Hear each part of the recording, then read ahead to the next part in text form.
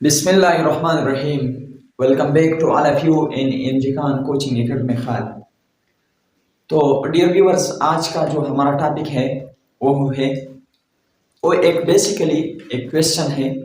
और वो क्वेश्चन ये है कि why most cell are so small. अगर आप इंसान की अंदरूनी जिस्म को देख ले या बैरूनी जिस्म को देख ले तो सारा जिस्म सेल से बना हुआ है। अब सवाल ये है कि ये जो सेल है इनके साइज इतना छोटा क्यों है। नॉर्मल जो साइज है सेल का वो है 40 माइक्रोमीटर। हमारी आंख जो है ये 50 माइक्रोमीटर की जो साइज है, अगर इससे साइज बड़ा है तो हमारी आंख उस चीज को देख सकते हैं। अब सवाल यहाँ पर एक दफा मैं आपको दोबारा ये बताता हूँ कि आज का जो हमारा टॉपिक है वो इस चीज के बारे में है कि why most of the cell are so small. तो आज हम इस क्वेश्चन का जवाब आपको बताएंगे। तो स्टार्ट करते हैं। इस सवाल का जो जवाब है, देखिए बेसिकली दो रीजन है इस सवाल का, यानी इसका जो जवाब है वो मैं आपको दो रीजन में बता सकता हूँ। Why most cell are so small? Cell इतना छोटा क्यों है? सबसे पहले जो वजह है nucleus to cytoplasm ratio. Nucleus to cytoplasm ratio. Cell के अंदर एक सेंट्रल पार्ट होता है जिसको न्यूक्लियस कहते हैं। इसके इर्द गिर्द यहाँ इस मेम्ब्रेन से लेकर इस मेम्ब्रेन को हम न्यूक्लियर मेम्ब्रेन कहते हैं।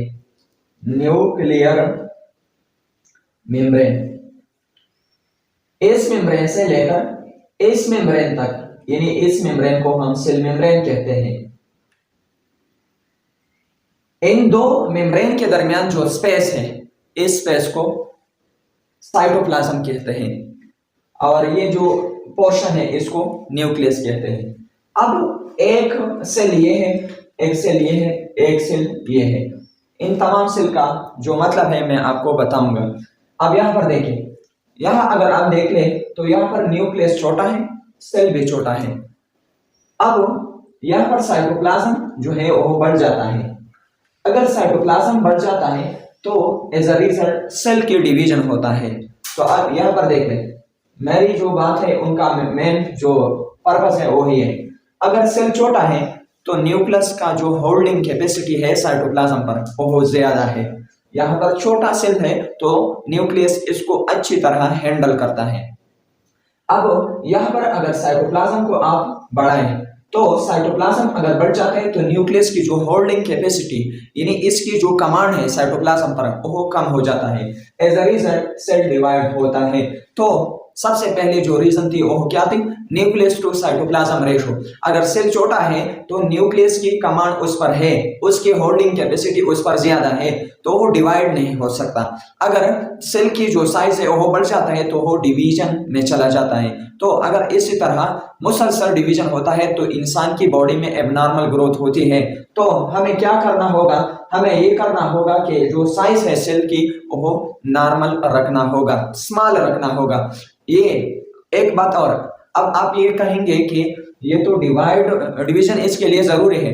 डिवीजन जरूरी है लेकिन 24 आवर्स में सिर्फ और सिर्फ वन सेल को डिवाइड करना होगा। अगर ये डिवीजन एबनॉर्मल हो जाए तो फिर कैंसर बन जाता है।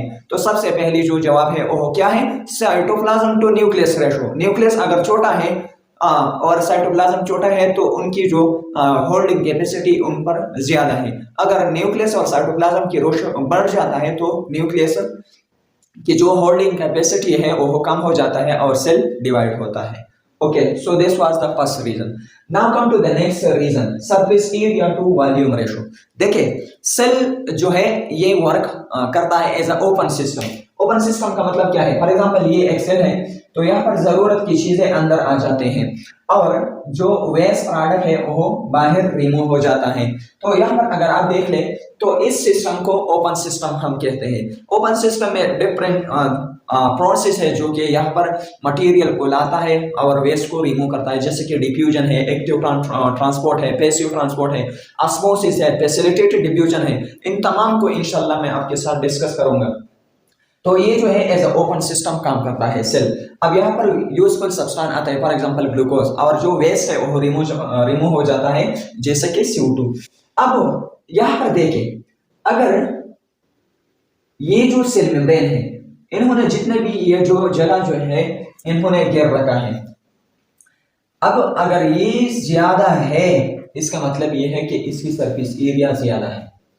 अगर एक सेल की ये वाली जो मेम्ब्रेन है ये ज्यादा जगह घेर लेता है, तो इसका मतलब क्या है कि इसकी सरफेस एरिया ज्यादा है। सरफेस एरिया का मतलब एक चीज ने जितना जगह घेर लिया है उस एरिया को सरफेस एरिया कहते हैं। Surface area to volume ratio, large जो सेल होते हैं वो वॉल्यूम ज्यादा घेर लेता है। वॉल्यूम, लेंथ जरबी वेट जरबी हाइट, इन तीन चीजों को अगर आप मल्टीप्लाई करें तो इसकी रिजल्ट में जो चीज बन जाता है वो वॉल्यूम बन जाता है। तो अगर आप देखें, ये एक लार्ज सेल है, ये एक स्मॉल सेल है।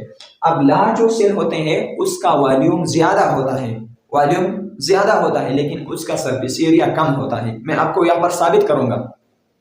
छोटे जो सेल है उसका वॉल्यूम तो कम होता है लेकिन सरफेस एरिया ज्यादा होता है। तो हमें ऐसा सेल रखना होगा जिसका सरफेस एरिया ज्यादा हो और वॉल्यूम कम हो, ताकि अच्छी तरह चीजें आ जाएं। अगर वॉल्यूम ज्यादा तो ज्यादा जगह घेर लेते तो हमारी बॉडी की ज्यादातर जो हिस्से है वो उनको घेर लेंगे। तो जो लार्ज सेल होते हैं, एक दफा फिर देखें, उनकी सरफेस एरिया कम होती है और वॉल्यूम ज्यादा। और इसी तरह छोटे सेल की सरफेस एरिया ज्यादा होता है और वॉल्यूम कम होता है। सरफेस एरिया ज्यादा, वॉल्यूम कम। यहाँ पर वॉल्यूम ज्यादा, सरफेस एरिया कम। अब हमें कौन सा सेल यहाँ पर रखना चाहिए? तो हमें छोटा सेल, क्योंकि उनका सरफेस एरिया ज्यादा होगा, ज्यादा चीजें उनमें आ जाएंगे और ज्यादा वेस्ट जो है वो रिमूव करेंगे, और उन्होंने जगह कम घेर लिया है। अब यहाँ पर अगर देख ले, इनके सरफेस एरिया में आपको मालूम करूंगा और यहाँ पर इस छोटे सेल की सरफेस एरिया में आपको मालूम करूंगा। अब ये छोटा सेल जो है, for example surface area of small cell, तो ये बराबर होता है सरफेस एरिया लेंथ जरबी वेट, ये बराबर होता है लेंथ जरबी वेट। फॉर एग्जांपल इसकी ये जो क्यूब वाला सेल है, क्यूब शक्ल में, तो उसकी फॉर एग्जांपल अगर हम लेंथ 1 सेंटीमीटर रख ले और वेट भी 1 सेंटीमीटर, तो ये बन जाएगा 1 सेंटीमीटर स्क्वायर। दो साइड है तो इसलिए, तो दो साइड है इसीलिए मैंने यहाँ पर स्क्वायर लगाया।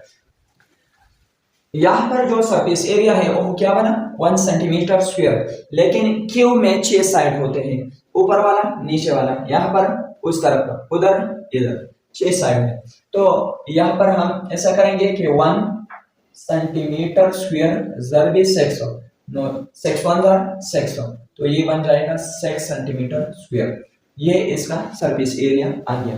अब इसका वॉल्यूम हम मालूम करेंगे स्मॉल सेल की। तो वॉल्यूम यहाँ पर क्या है? वॉल्यूम बराबर होता है लेंथ जरबी वेट जरबी हाइट। तो लेंथ जरबी वेट जरबी हाइट। ओके, तो लेंथ यहाँ पर हमने लिया है 1, वेट भी 1, and the next one is height. 1 1 jar 1, 1 1 jar 1, तो इसका वॉल्यूम क्या बना? 6:1। तो यहाँ पर हमारे साथ रेशो आ गया 6:1। ये किस चीज का? स्मॉल सेल का। अब हम लार्ज सेल का सरफेस एरिया मालूम करेंगे।